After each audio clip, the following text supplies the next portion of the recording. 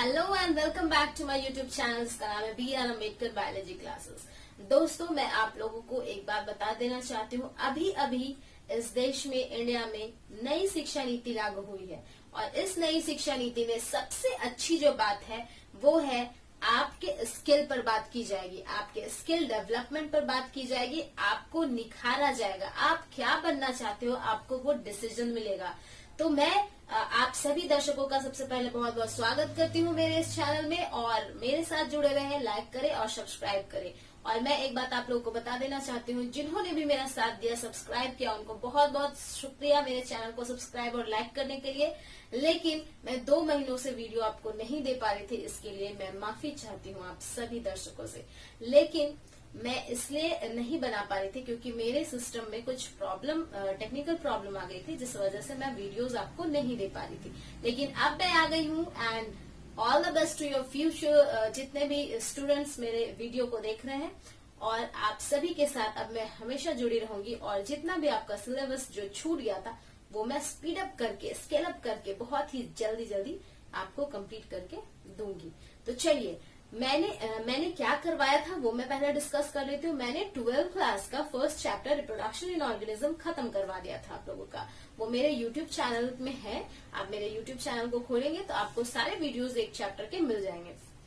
लेकिन मैं अब दूसरे चैप्टर की ओर बढ़ूंगी, और जैसा कि आप सभी जान रहे हो कि 10th क्लास के रिजल्ट्स भी आ गए हैं और 12th क्लास के भी रिजल्ट्स आ गए हैं। तो माइंड में बच्चों के चल रहे होंगे, आप सभी बच्चों के चल रहे होंगे कि हमें क्या करना है आगे। और जो लोग खास करके बायोलॉजी के लिए लेते हैं, तो मैं बता दूं कि बायोलॉजी का बहुत बड़ा स्कोप है, a wide scope of biology in this whole world. पूरे वर्ल्ड में बायोलॉजी का जो स्कोप है वो बहुत ज्यादा बड़ा है, जिसे आप नहीं जान पाते हो। इसलिए आपको फील्ड चूज करने में बहुत प्रॉब्लम क्रिएट होती है। तो सरकार ने भी अभी जो शिक्षा नीति को लागू किया है, नई शिक्षा नीति को, उसमें उन्होंने स्किल डेवलपमेंट पे बहुत ज्यादा बात की है। पहले क्या होते थे, आप सभी बच्चे भी इस चीज को एनालाइज किए होंगे कि या तो डॉक्टर या तो इंजीनियर, उसके सिवा बहुत कम ऐसे प्रोफेशनल कोर्सेज होते हैं जो आप लोग जानते हो। तो आज मैं यहाँ पर आप लोगों के बीच आई हूँ उसी को डील करने के लिए। सबसे पहले आप लोगों को ये नॉलेज होना चाहिए कि what to do after 10th और 12th, और बायोलॉजी में क्या क्या कोर्सेज होते हैं और कैसे कैसे बायोलॉजी में स्कोप है। उस सभी को जब आप जान लोगे तब आपको फील्ड चूज करने में और जितने भी सब्जेक्ट्स हैं उसे चूज करने में आसानी होगी। क्योंकि अभी जो नया स्किल डेवलपमेंट की बात सरकार कर रही है, उसमें आपको arts, commerce and science 3 streams पहले होते थे। अब वो 3 स्ट्रीम्स जनरली नहीं होंगे। अब आपको सब्जेक्ट के बेसिस पर कोर्स सेलेक्ट करना होगा। तो जब तक आप सब्जेक्ट के नॉलेज को नहीं जानोगे, उस सब्जेक्ट से, पर्टिकुलर सब्जेक्ट से कौन सा स्कोप है आप नहीं जानोगे, तो आपके लिए फील्ड चूज करना बहुत ही मुश्किल होगा। तो आइए मैं वीडियो स्टार्ट करती हूँ और आपको आज बताती हूँ कि कैसे आप अपने फील्ड को, बायोलॉजी के फील्ड में कैसे आप अपने स्कोप को देख पाओगे और कैसे आप फील्ड को चूज कर पाओगे, और कौन कौन से फील्ड्स होते हैं बायोलॉजी से रिलेटेड। तो चलिए मैं आगे बढ़ती हूँ। तो scope of biology after 12th और आफ्टर 12th अगर आप देखोगे तो यहाँ पर 10th के लिए भी मैं कुछ बताऊंगी, तो 10th के लिए भी आप देख सकते हो। तो scope of biology after 12th, first of all 12th के बाद अगर आप देखोगे तो आपको पता चलेगा 12th क्लास तक क्या होता है कि लोग अपने अपने हिसाब से पढ़ लेते हैं। लेकिन आफ्टर 12th जो कोर्सेस आप सेलेक्ट करते हो, उस कोर्सेस में आपका फ्यूचर डिसीजन रहता है। मीन्स आप जो भी कोर्स 12 के बाद सेलेक्ट करते हो, आपका फ्यूचर उसी से डिसाइड हो जाता है। If you taken biological science in graduation, then you are going to biological field, okay. लेकिन अगर आप आर्ट्स लेते हो या कॉमर्स लेते हो तो आप उसी फील्ड में पर्टिकुलरली जा सकते हो। तो ये एक चूज करने का तरीका होता है। लेकिन अगर आपको बायोलॉजिकल फील्ड में जाना है तो आप 12th के बाद क्या क्या कर सकते हो, उसे आप यहाँ पर देखेंगे। तो जैसा कि 12th के बाद 2 तरह के कोर्सेज होते हैं, एक होते हैं ट्रेडिशनल कोर्सेज एंड दूसरे होते हैं प्रोफेशनल कोर्सेज, ओके। सो अगर हम ट्रेडिशनल कोर्सेज की बात करें तो ट्रेडिशनल कोर्सेज में आप क्या कर सकते हो, बैचलर ऑफ साइंस, बीएससी, यहाँ भी बीएससी होगा। बात को समझना है सबसे पहले जो मेन कोर्सेज होते हैं, B means what, bachelor, bachelor degree, okay. You are going to graduate, और इसी को क्या कहा जाता है, ग्रेजुएशन।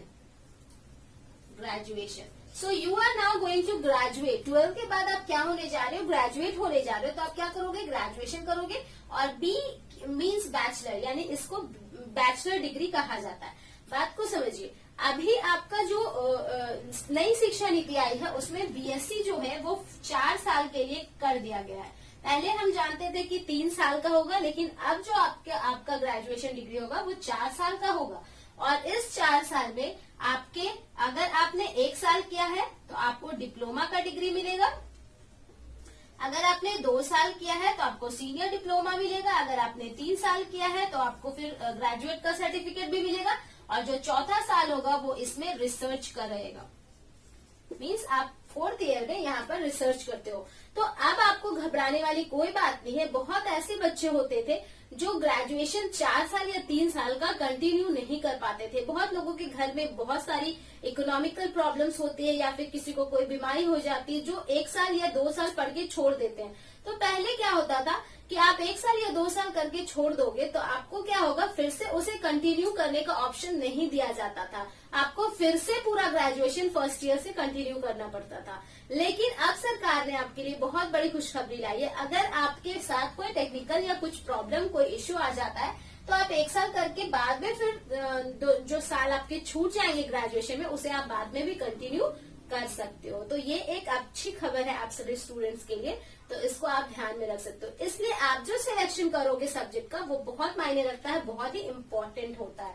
तो चलिए, ये आपको समझ में आ गया। प्रोफेशनल कोर्सेज में भी इसी तरह से होगा, लेकिन एक्चुअली में कोर्सेज कौन कौन से इसे हम लोग यहाँ पर देख लेंगे। ओके, तो ट्रेडिशनल कोर्सेज अगर आप करते हो तो आप सिंपल बीएससी करोगे अगर, तो आपको ट्रेडिशनल कोर्सेज में आ जाता है बॉटनी लेके आप पढ़ाई कर सकते हो, बीएससी इन बॉटनी, जूलॉजी लेके आप पढ़ाई कर सकते हो। ये हो गया ट्रेडिशनल कोर्सेज। इसमें आपके क्या होंगे, 3 से 4 सब्जेक्ट्स होंगे, उसका आपको एग्जाम्स देना होगा, देन आपका बीएससी कंप्लीट हो जाता है। बट यहाँ पर जो प्रोफेशनल कोर्सेज होते हैं, प्रोफेशनल मीन्स क्या, जॉब ओरिएंटेड कोर्सेज। अगर आप प्रोफेशनल कोर्सेज को चूज करते हो तो आपके फ्यूचर में जॉब के लिए बहुत ही आसानी होती है। और ये जो कोर्सेज होते हैं, बात को पहले समझिएगा, ट्रेडिशनल कोर्सेज मीन्स पहले सब्जेक्ट डिसाइड हुआ, बाद में इसकी वैकेंसीज निकली। ओके, पहले सब्जेक्ट डिसाइड हुआ, बाद में इसकी वैकेंसीज निकली। बट प्रोफेशनल कोर्सेज में क्या हुआ, पहले जो जॉब है उसी को ध्यान में रख करके ये कोर्सेज बनाए गए। तो कौन कौन से कोर्सेज इसमें बीएससी करने से हो सकते हैं प्रोफेशनल में, अभी हम लोग देख लेते हैं। तो इसमें आप बीएससी इन एग्रीकल्चर कर सकते हो, ओके, बीएससी इन नर्सिंग कर सकते हो, बीएससी इन बायोटेक्नोलॉजी कर सकते हो, बीएससी इन फार्मेसी कर सकते हो, बीएससी इन फॉरेंसिक साइंस कर सकते हो, बीएससी इन, मैं सिर्फ बायोलॉजी से रिलेटेड यहाँ पर बता रही हूँ। अगर आपको और कुछ फील्ड्स जानना तो और भी बहुत सारे फील्ड्स है। आप कमेंट्स में मुझे लिखोगे कि ओवरऑल अगर आपको जानना है कि ओवरऑल क्या कौन कौन से कोर्सेज 12 के बाद अवेलेबल है सारे सब्जेक्ट को लेकर के, तो मैं उसके लिए एक अलग वीडियो आपको बना करके दूंगी। लेकिन मैं यहाँ पर सिर्फ और सिर्फ बायोलॉजी ओरिएंटेड कोर्सेज और बायोलॉजी में जॉब ओरिएंटेड कोर्सेज को मैं बता रही हूँ। तो आप एग्रीकल्चर कर सकते हो, नर्सिंग कर सकते हो, देन फिर आप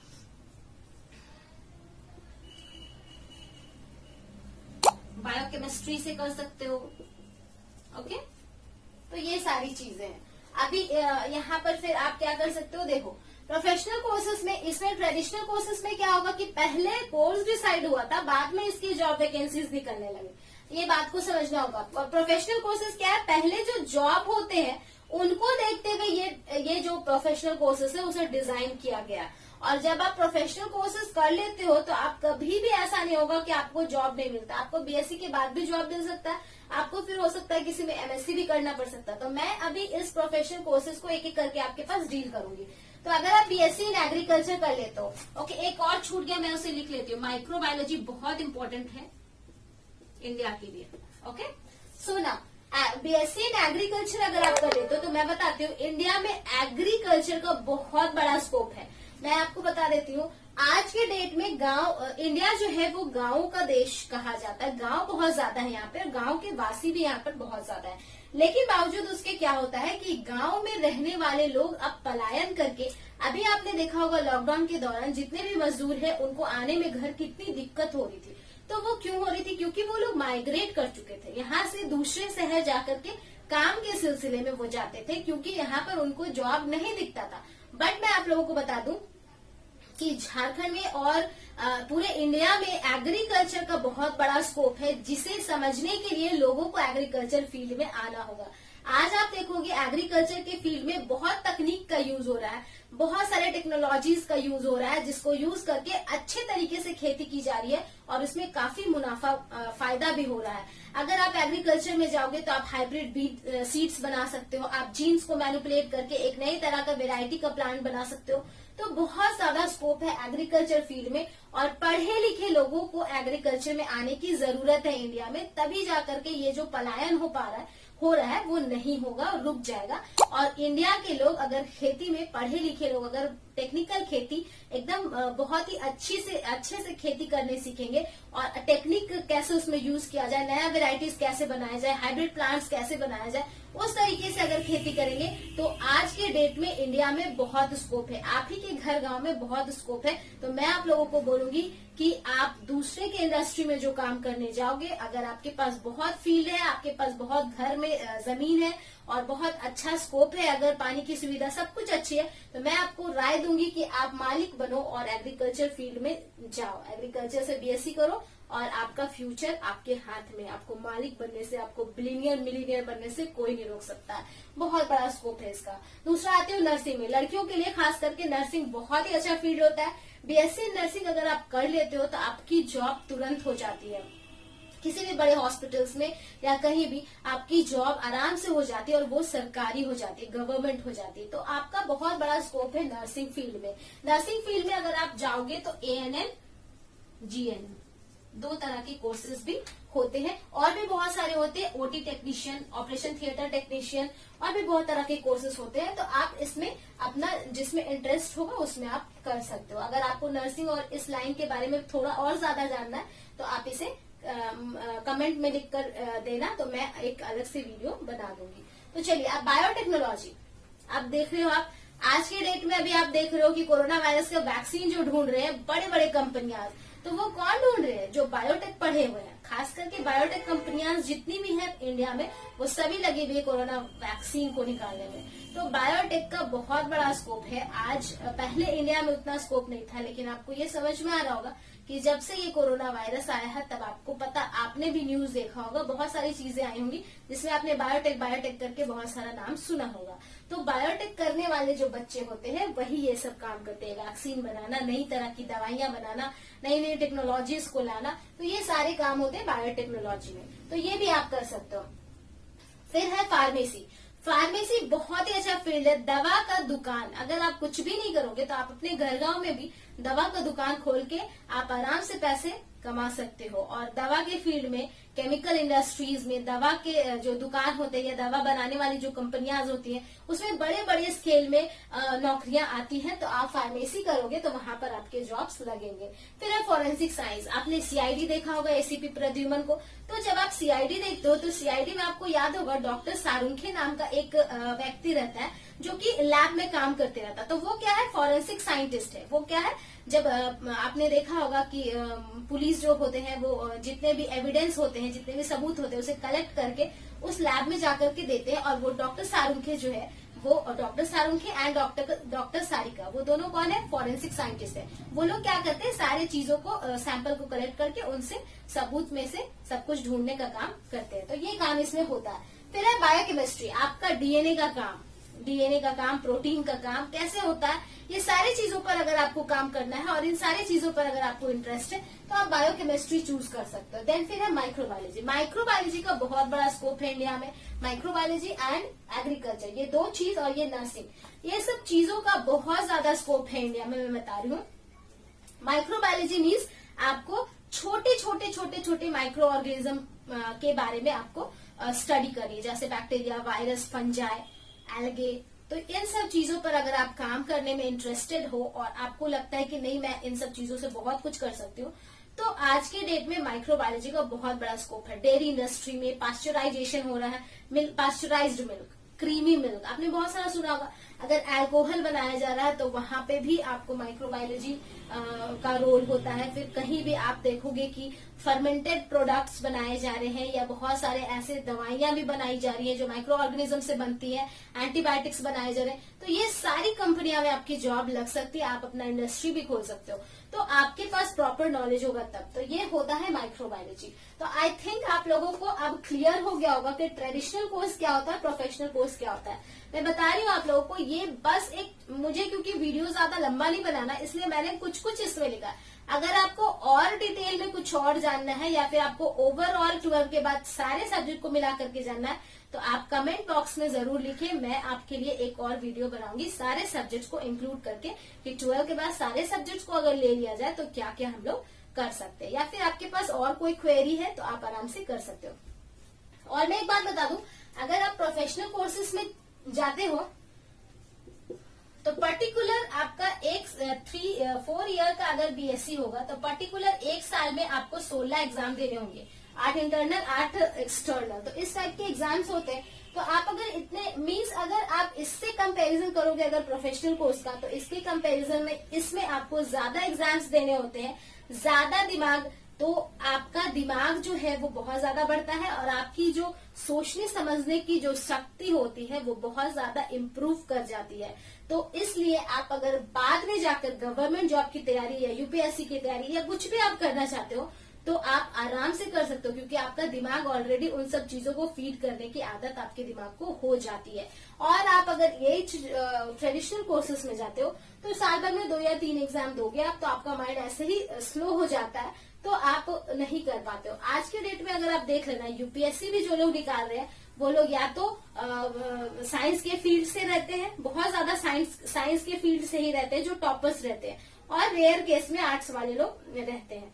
तो ये एक है, क्योंकि ये सब पढ़ने से क्या होता है, आपके दिमाग की जो कैपेसिटी है वो बढ़ जाती है, जल्दी आप कैच करने लगते हो, जल्दी से आप सब कुछ करने लगते हो।